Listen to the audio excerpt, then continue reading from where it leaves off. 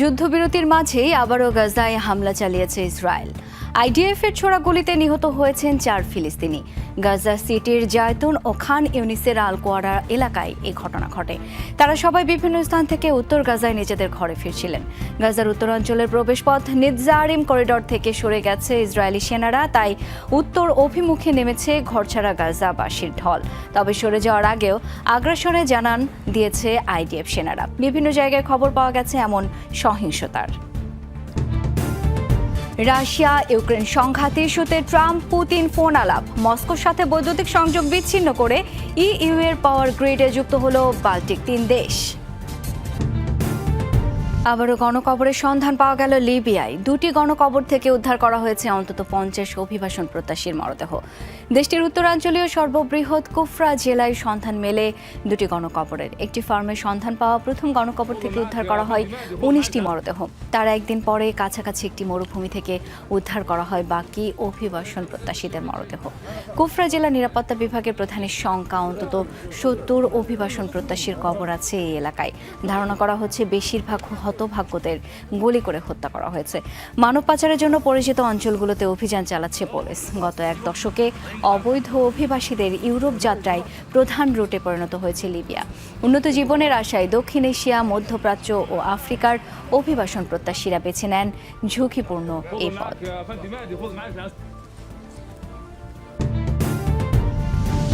ভারতের ছত্তিশগড়ে নিরাপত্তা বাহিনীর ব্যাপক অভিযানে নিহত 31 মাওবাদী। নকশাল মুক্ত ভারত গড়ার প্রত্যয় কেন্দ্রীয় স্বরাষ্ট্রমন্ত্রী অমিত শাহর। পশ্চিম তীরেও অব্যাহত ইসরায়েলি বাহিনীর তৎপরতা। সন্ত্রাসবিরোধী অভিযানের নামে চলছে ধরপাকড়, হামলা।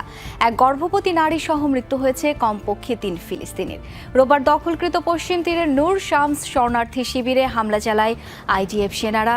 নিহত গর্ভবতী নারী 8 মাসের অন্তঃসত্ত্বা ছিলেন। আরও কয়েকটি আশ্রয় শিবিরেও হানা দিয়েছে তেল আবিব, জেনিন ও তুল কারেমেও হয়েছে হামলা। আইডিএফ এর অভিযানের আতঙ্কে এদিক সেদিক পালিয়ে যাচ্ছেন অনেক ফিলিস্তিনি। হামাসের সাথে যুদ্ধবিরতির পর গাজায় হামলা বন্ধ হলেও পশ্চিম তীরে আগ্রাসন বাড়িয়েছে ইসরায়েল। বন্দি বিনিময়ের আওতায় মুক্তি পাওয়া অনেক ফিলিস্তিনির বাড়িঘরেও চালিয়েছে তাণ্ডব।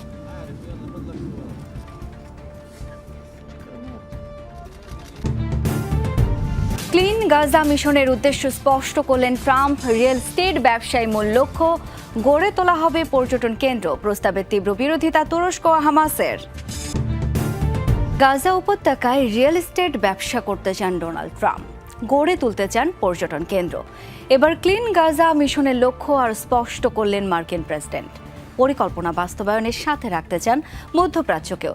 যদিও ট্রাম্পের গাজা দখলের ভাবনার তীব্র সমালোচনা করছে মুসলিম দেশগুলো। এমন প্রস্তাব আলোচনার অযোগ্য আখ্যা দিয়েছেন তুরস্কের president Recep Tayyip Erdogan. Gaza বেচা কেনার জন্য নয় বলে সাফ জানিয়ে দিয়েছেন ফিলিস্তিনি স্বাধীনতাকামী সংগঠন হামাস। যুক্তরাষ্ট্রের অন্যতম শীর্ষ আবাসন ব্যবসায়ী বর্তমান মার্কিন প্রেসিডেন্ট ডোনাল্ড ট্রাম্প, যার নজর এখন যুদ্ধবিধ্বস্ত গাজায়। এবার উপত্যকা দখলের পরিকল্পনা আরও খোলাসা করলেন তিনি। জানালেন পুনর্গঠন করে পর্যটন কেন্দ্র গড়ে তুলতে চান সেখানে, আর তার দীর্ঘমেয়াদী পরিকল্পনায় ভূমিকা রাখতে পারবে মধ্যপ্রাচ্য। গাজা রিয়েল স্টেট ব্যবসার দৃষ্টিকোণ থেকে লাভজনক। গাজা কেনার ব্যাপারে আমি প্রতিজ্ঞাবদ্ধ। পুনর্গঠনের কাজে মধ্যপ্রাচ্যের দেশগুলোকেও দায়িত্ব দেওয়া হতে পারে। হামাস যেন এখানে আর না থাকতে পারে সে পদক্ষেপ নেওয়া হবে। গাজাবাসীকে নিজ ভূখণ্ড থেকে অন্য জায়গায় সরানোর প্রস্তাবকে অগ্রহণযোগ্য বলেছেন তুরস্কের president Recep Tayyip Erdogan. Gaza দখল নিয়ে যুক্তরাষ্ট্র যে প্রস্তাব দিয়েছে তা বাস্তবায়ন দূরে থাক, আলোচনারই অযোগ্য একটি বিষয়। ফিলিস্তিনিদেরই থাকবে এই ভূখণ্ড, তাদের মাতৃভূমি। কোনো শক্তি গাজাবাসীকে দ্বিতীয়বার ঘর ছাড়া করতে পারবে না। গাজা নিয়ে ট্রাম্পের একের পর এক পরিকল্পনায় মুসলিম দেশগুলোতে চলছে তুমুল উত্তেজনা। বেনিয়ামিন নেতানিয়াহুর সৌদি আরবে ফিলিস্তিন রাষ্ট্র প্রতিষ্ঠার পরামর্শ নিয়ে তীব্র প্রতিক্রিয়া জানিয়েছেন আরব নেতারা। রিয়াদের অভিযোগ, জাতিগত নির্মূলে যে গণহত্যা এবং বর্বরতা চালিয়েছে ইসরায়েল, সেখান থেকে নজর সরানোর চেষ্টা করছে নেতানিয়াহু। এই ইস্যুতে ক্ষোভ ঝেড়েছে কাতার, জর্ডান, মিশর, সংযুক্ত আরব আমিরাত, কুয়েত ও ইরাক। আইনগত এবং মানবিক দুই প্রেক্ষিতেই ট্রাম্পের গাজা দখলের কোনো অধিকার নেই। এটি জাতিসংঘের নীতিমালা বিরোধী পদক্ষেপ। ট্রাম্প গাজার দখল নিলে ফিলিস্তিনিদের জন্য আলাদা স্বাধীন রাষ্ট্র প্রতিষ্ঠার স্বপ্ন কখনোই পূরণ হবে না। গাজা বেচা কেনার জন্য নয়, সাফ জানিয়েছে হামাস। রিয়েল এস্টেট ব্যবসায়ীর মনোভাব নিয়ে গাজাবাসীর সমস্যার সমাধান করতে চাইলে ব্যর্থ হবে সে উদ্যোগ, দাবি ফিলিস্তিনি স্বাধীনতাকামী সংগঠনটির। রুশ প্রেসিডেন্ট ভ্লাদিমির পুতিনের সাথে ফোন আলাপ হয়েছে মার্কিন প্রেসিডেন্ট ডোনাল্ড ট্রাম্পের, এমন দাবি মার্কিন গণমাধ্যমের। নিউ ইয়র্ক পোস্টের এক প্রতিবেদন বলছে রাশিয়া ইউক্রেন যুদ্ধ ইস্যুতে কথা হয়েছে দুই প্রেসিডেন্টের। ওয়াশিংটন কিংবা মস্কো কোনো পক্ষই নিশ্চিত করেনি বিষয়টি। তবে সাংবাদিকদের প্রশ্নের জবাবে সরাসরি স্বীকার না করলেও ইতিবাচক ইঙ্গিত দিয়েছেন ট্রাম্প। বলেন, রাশিয়া ইউক্রেন যুদ্ধ বন্ধে আলোচনায় অগ্রগতি হয়েছে। দ্বিতীয় মেয়াদে যুক্তরাষ্ট্রের প্রেসিডেন্ট হিসেবে দায়িত্ব গ্রহণের পরই পুতিনের সাথে আলোচনায় আগ্রহ প্রকাশ করেন ট্রাম্প। কথোপকথনের জন্য প্রস্তুত বলে জানান পুতিনও। রোববার নিউ ইয়র্ক পোস্টের প্রতিবেদন নিয়ে জানতে চাইলে তা স্বীকার কিংবা অস্বীকার কোনোটিই করেননি ক্রেমলিন মুখপাত্র দিমিত্রি পেসকভ। এ বিষয়ে কোনো মন্তব্য করতে চাই না, কথা হলেও তা নিয়ে কিছু বলতে চাই না, খুব প্রাথমিক পর্যায়ে। তবে আমার বিশ্বাস অগ্রগতি হচ্ছে। আমরা ইউক্রেন রাশিয়া যুদ্ধ থামাতে চাই, দুপক্ষের সাথেই যোগাযোগ করছি, আর অনেক আলোচনা হবে বলে প্রত্যাশা করছি। পুতিনের সাথে বৈঠকের বিষয়ে ভাবি, সঠিক সময়ে তা হবে। পদত্যাগ করলেন সংঘাত কবলিত ভারতীয় রাজ্য মণিপুরের মুখ্যমন্ত্রী বীরেন সিং। রাজ্যের বিধানসভায় অনাস্থা প্রস্তাবের মুখোমুখি হওয়ার আগেই এই সিদ্ধান্ত নিলেন তিনি। রোববার স্থানীয় সময় সন্ধ্যায় রাজ্যপাল অজয় কুমার ভাল্লার কাছে পদত্যাগপত্র জমা দেন বিজেপি নেতা বীরেন সিং। মণিপুরে দীর্ঘ সময় ধরে চলা সংঘাতের জেরে বেশ কিছুদিন ধরেই তার নেতৃত্ব নিয়ে বিরোধিতা দেখা গেছে বিজেপির মধ্যে। দলের বাইরেও পড়তে হয়েছে চাপে। সোমবার বিধানসভায় অনাস্থা প্রস্তাবের মুখোমুখি হওয়ার কথা ছিল বীরেন সিং এর। ধারণা করা হচ্ছিল স্বয়ং বিজেপি থেকে উত্থাপিত হতে পারে প্রস্তাব। স্বাধীনতা পরবর্তী সময়ে বীরেন সিং এর শাসনামলেই সবচেয়ে বেশি সংঘাত সহিংসতা দেখেছে ভারতের উত্তর পূর্বাঞ্চলীয় রাজ্যটি। সন্ত্রাস মোকাবেলায় সামরিক মহড়া করছে পাকিস্তান। উত্তর আরব সাগরে চলছে আমান 2025 নামের বহুজাতিক এই মহড়া পাকিস্তানের নৌবাহিনীর পাশাপাশি যাতে অংশ নিয়েছে চীন, যুক্তরাষ্ট্র, ইন্দোনেশিয়া, ইরান সহ কয়েকটি দেশের নৌ সদস্যরা। রোববার থেকে শুরু হয় বার্ষিক এই মহড়া। যোগ দিয়েছে পাকিস্তানের বিশেষ বাহিনীর সদস্যরাও। সামরিক বাহিনীর হেলিকপ্টার সহ বিভিন্ন আকাশ ও নৌযানের দেখা মেলে মহড়ায়। প্রদর্শিত হয় নানা রণকৌশল এবং সামরিক সক্ষমতা। আঞ্চলিক সামুদ্রিক সহযোগিতা এবং নিরাপত্তাকে সামনে রেখে এমন আয়োজন বলছে ইসলামাবাদ। দাবি, মহড়াটির কারণে অংশগ্রহণকারী দেশগুলোর সাথে কৌশলগত সম্পর্ক আরও সুদৃঢ় হবে পাকিস্তানের। কংগ্রেসের হাত ধরলে বিদায় হতো না ঝাড়ুর। আম আদমি পার্টি কংগ্রেস জোট করলে দিল্লির মসনদের আশা অপূর্ণই থেকে যেত বিজেপির। বিধানসভা নির্বাচনের ফলাফল ঘিরে উঠে আসছে এমন হিসেব নিকেশ। বলা হচ্ছে, ইন্ডিয়া জোটের মধ্যে ঐক্যের ঘাটতি ডুবিয়েছে কেজরিওয়ালের দলকে। দলের শীর্ষ নেতাদের একের পর এক কেলেঙ্কারি, দুর্নীতির অভিযোগকেও দেখা হচ্ছে আম আদমি পার্টির পরাজয়ের অন্যতম কারণ হিসেবে। দীর্ঘ 27 বছরের প্রতীক্ষা, অতঃপর গেরুয়া শিবিরের প্রত্যাবর্তন। পরবর্তী শাসক হিসেবে বিজেপিকে বেছে নিল দিল্লি। মোদি ম্যাজিক নাকি সাংগঠনিক দুর্বলতা? কিসের কাছে ধরাশায়ী হলো ক্ষমতাসীন আম আদমি পার্টি? ফল প্রকাশের পর চলছে সে বিশ্লেষণ। কংগ্রেসের সাথে জোট গঠন না করাকেই এবার দেখা হচ্ছে আম আদমি পার্টির দিল্লি পতনের মূল কারণ হিসেবে। রাজনীতিকরা দেখিয়েছেন, কংগ্রেস আর আম আদমি পার্টি জোট করলে সরকার গঠনে দরকারি 36টি আসন পেতে পারত কেজরিওয়ালের দল। কংগ্রেসকেও এক হাত নিচ্ছে অনেকে। যেখানে 65 আসনেই বাজেয়াপ্ত হয়েছে কংগ্রেস প্রার্থীদের জামানত, এতে লাভ তো হয়নি, উল্টো ক্ষতিই হয়েছে আম আদমি পার্টির। নষ্ট হয়েছে ভোট ব্যাংক। 70টির মধ্যে 14 আসনে বিজেপির জয়ের ব্যবধানের চেয়ে সম্মিলিতভাবে বেশি ভোট পেয়েছে কংগ্রেস এবং আম আদমি পার্টি। অথচ জোট করলে পাল্টে যেত সমীকরণ। নয়াদিল্লিতে মাত্র 4099 ভোটের ব্যবধানে হেরেছেন অরবিন্দ কেজরিওয়াল, কিন্তু আসনটিতে কংগ্রেস প্রার্থী পেয়েছেন 4500-এর বেশি ভোট। অথচ জোটবদ্ধ হলে বদলে যেত আম আদমির হিসাব নিকাশ। জংপুরা আসনেও একই চিত্র। মাত্র 675 ভোটে হেরেছেন আম আদমি পার্টির হেভিওয়েট প্রার্থী মনীষ সিসোদিয়া। অথচ কংগ্রেসের ঝুলিতে গেছে 7000-এর বেশি ভোট। সৌরভ ভরদ্বাজ, সোমনাথ ভারতীর মতো শীর্ষ নেতারাও পরাজয়ের মুখ দেখেছেন মাত্র 2 থেকে 3000 ভোটের ব্যবধানে। শুধু তাই নয়, মংলাপুরী, রাজেন্দ্রনগর, সঙ্গম বিহার, ছত্তরপুর সহ আরও কয়েকটি আসনে জোটের অভাবে ভুগতে হয়েছে দলটিকে। গেলবারের চেয়ে 10% কমে এবারে কেজরিওয়ালের দল পেয়েছে 43.8% ভোট। অন্যদিকে মোদির বিজেপি পেয়েছে 45.8% ভোট। তবে জোটে নির্বাচন করলে আরও 6.5% মতো ভোট যুক্ত হতো আম আদমির ঝুলিতে। কেজরিওয়ালের পরাজয়ের পেছনে আরও কিছু কারণ দায়ী বলে মনে করা হচ্ছে।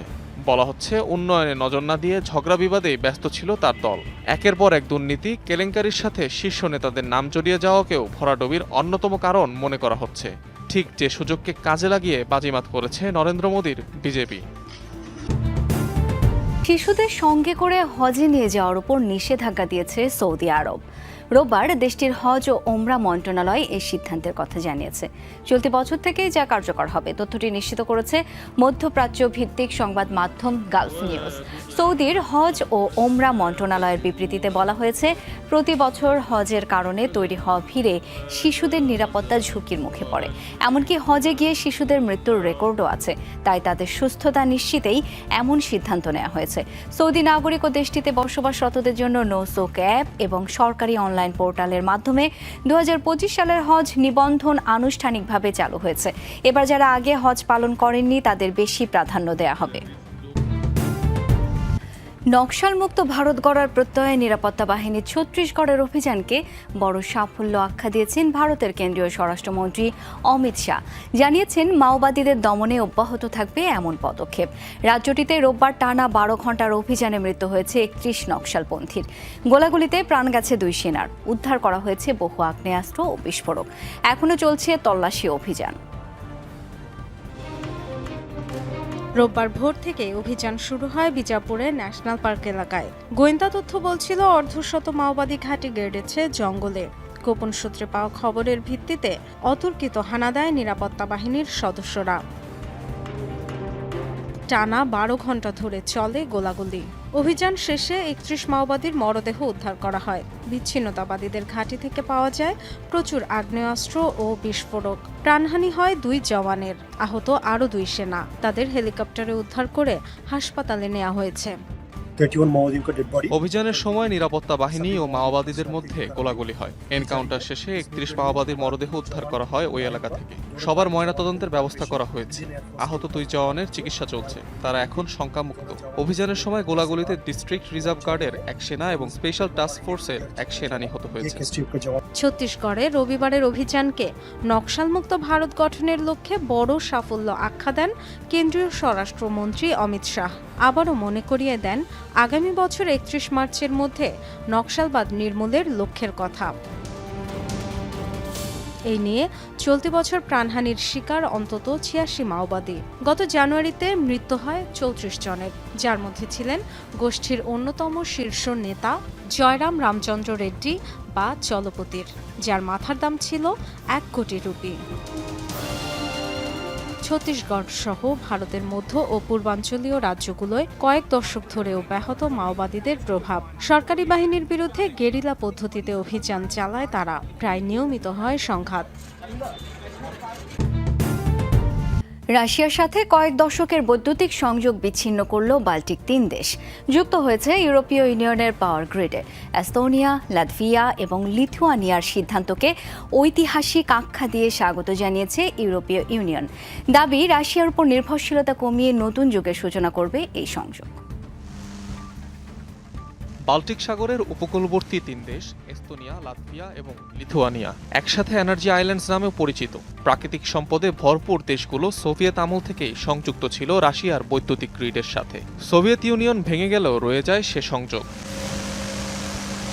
Belarus, Russia, Estonia, Latvia, Lithuania 5 দেশ সংযুক্ত হলেও ব্রেল পাওয়ার গ্রিডের সিংহভাগই পরিচালনা করে থাকে মস্কো, যা 3 বাল্টিক দেশের জন্য দুর্বলতা হিসেবে দেখা হতো। 2007 সাল থেকেই এই গ্রিড থেকে বেরিয়ে যাওয়ার পরিকল্পনা করছিল দেশগুলো।